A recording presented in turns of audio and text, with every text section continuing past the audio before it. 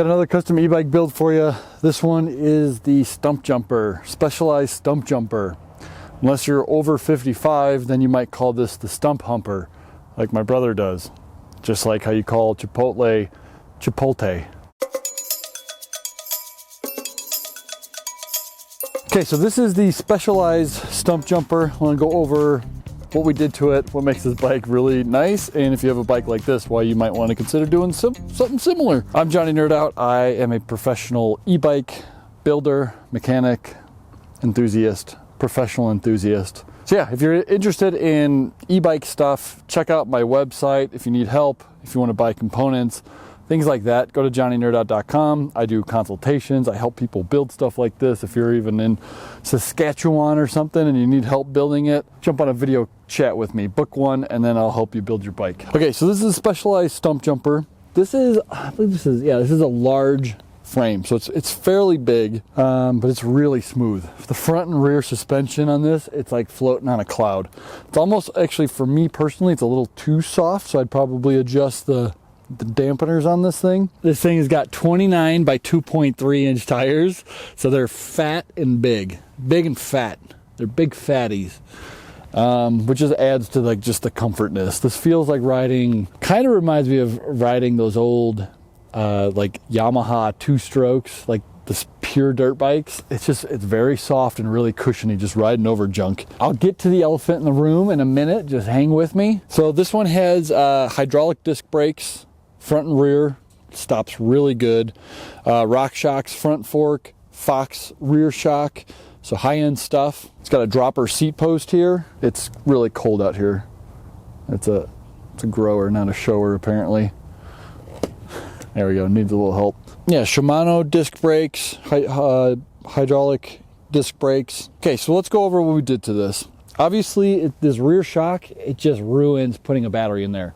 We could have put a small one in here, but he had 2 of these. I did a separate bike for him already in the past, and he bought 2 of these. So he already had 2 big 52 volt, 17.5 amp hour batteries. So he's like, I want to use those. I want to be able to swap them onto here. We'll just make it work. So I clamped this onto here. I used the bottle bobs from Grin Tech. These things are super nice if you ever need to make a water bottle mount in a place that doesn't do it.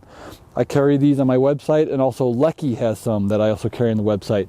The Lekkies would not fit on this top tube because it was too fat. So I had to go with the hose clamp by Grin. So that really helped it out. And I had to put some spacers on here because otherwise it was going to hit this part, because the geometry on this is so funky. I had to bump it up quite a bit, but this is on there good. These hose clamps really get on there. So this bites really well. I could have drilled into the frame and, put those threaded bosses in there, the water bottle mounts. I just really don't like drilling in there if I don't have to. I don't know. These are nicer. These can be removed really easy, and we could always drill those in at any time. For a motor, we went with the Bafang BBS02 750 watt motor. It fits really nice on here. This bottom bracket is 73 millimeters. It's a really tight fit though. I wasn't able to put the outer lock ring on this one, and I don't even think I needed any spacers. Yeah, I didn't need any spacers for this motor to get it in and out. It just went in there. The inner lock ring went in there. There just weren't enough threads on the motor though to put the outer lock ring on. So keep that in mind. He wanted to go with a 36 tooth Lekkie, but the chain line was just so off on this. It probably wouldn't have gone to the first 3 gears if I put a 36 on here. So we had to go with the 42. The 40 tooth really brings the chain line in quite a bit, and now I could get into all gears. All gears are functional. So yeah, that's something to keep in mind on. So if you have this bike, you're probably gonna have to go with the 42 at the smallest. We put the hydraulic brake sensors on here, which are just magnetic pickups. We went with the 850C color display. Has a USB charge port on here. It's a nice big color display. Got a throttle here next to the toggle switch. So yeah, all in all, he already had this battery. So all in all, including the battery, this build would probably be about $1,000 because I had to put these bottle bobs on, and I also needed a PF30 to BSA adapter. It comes as a set that I had to put on there because the bottom bracket shell on this was 46 millimeters and the motor mount is 34 millimeters, so you need to fill that gap with, you know, what is that, 12 millimeters worth of spacers. So I do carry those PF30 to BSA adapters on my website. Okay, let's go do a Johnny Nerd Out test. We test the performance, see what hill climbing is like from a standstill and with a rolling start, and we test top speed. All this is done with just throttle at pedal assist 9. I don't pedal, so this just shows what the motor is capable of doing. This battery was about 55 volts, so it was only about 80% charged, and it's cold out here, so that's also going to affect performance, just to preface it. So let's go check it out.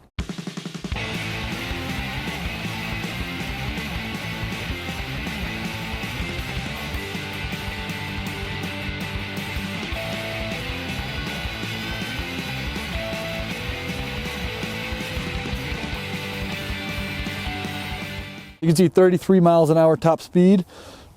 I bet you on a nice warm day, this will go a little bit faster, but 33 miles an hour is plenty fast. And this thing hill climbs like a beast. A 42 tooth usually makes your bike just hill climb. If you did go with a 36, this thing would just be even faster. Yeah, this is a super smooth bike. And if you could get one of these for, you know, under $1,000, put another $1,000 into it, you know, for about $2,000, you got yourself a killer e-bike. Obviously, you know, this is just to show you that you can have a super huge capacity battery up here, and no, it does not interfere with your legs. I had probably that much space in between each leg in here. I was wondering about that, but no, there's no issue with that.